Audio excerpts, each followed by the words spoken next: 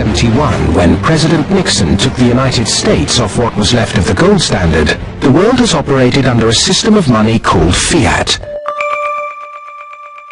The dollar, the pound, the euro are all government fiat currencies. Fiat is a Latin word meaning let it be so. It is the law that this government currency be money. Indeed, without that legal enforcement, and the fact that we must pay taxes in this money, that dollar bill or that computer digit that represents a dollar would be pretty much meaningless. Only the government has the power to issue fiat money, but banks can create it through lending. If somebody wants to borrow $10, a bank can create it from nowhere and lend it. It can then charge interest.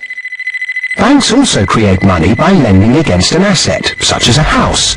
They're given the deeds to the house, and they create the money out of nowhere and lend it, at interest of course.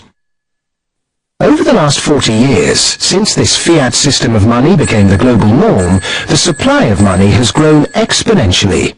In fact, we've seen the greatest growth in the supply of money in history. But who benefits? Of course, those that have the power to issue money, governments and banks. They haven't had to do anything productive, they just create money. Then those companies and individuals that get this money early. They can spend it before the prices of the things they want to buy have risen to reflect the new money in circulation. In other words, they get services, products, assets cheap. But prices soon rise, so holders of assets such as shares or houses will then see gains, without there necessarily being any improvements to the company or house in question. Often, this can lead to speculative bubbles. Who gets this money early? However money is created, be it through lending, fractional reserve banking, financial bailouts, or old-fashioned money printing, banks are always at or near the top of the money-issuing pyramid. Next come corporations who borrow large sums, those on lucrative government contracts for new ventures, particularly overseas. Banks' associate companies and partners, those that borrow early and at low rates, and the bank's senior employees. They all quickly get their share of the pie. In some cases, this will come in the form of bonuses.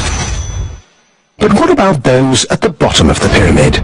Those on fixed wages or incomes, those who live in remote areas, or those with savings? By the time this newly created money has filtered down to them, the prices of the things they want to buy have increased. Their savings buy them less, however, and their wages remain largely unchanged.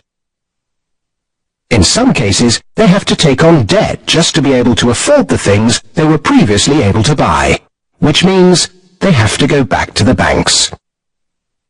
In reality, this process of creating money only redistributes wealth from the bottom to the top of the pyramid, and thus that ever-increasing gulf between rich and poor gets bigger and bigger and bigger.